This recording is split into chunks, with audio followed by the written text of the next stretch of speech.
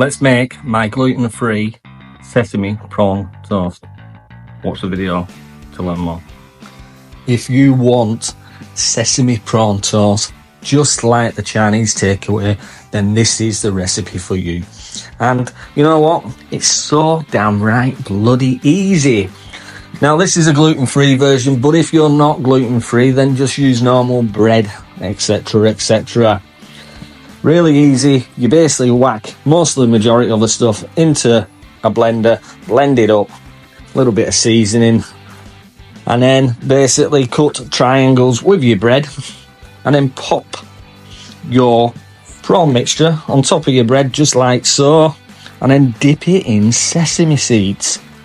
It really is easy. Now the best thing about this is that it is really easy. It's an ideal little snack or side dish, and it goes wonderful with any Chinese food. Now medium high temperature with some oil in a skillet, just like so, and then just once they're nice and crusty on the sesame side, then flip them over and do the same, and then pop them on some paper towel.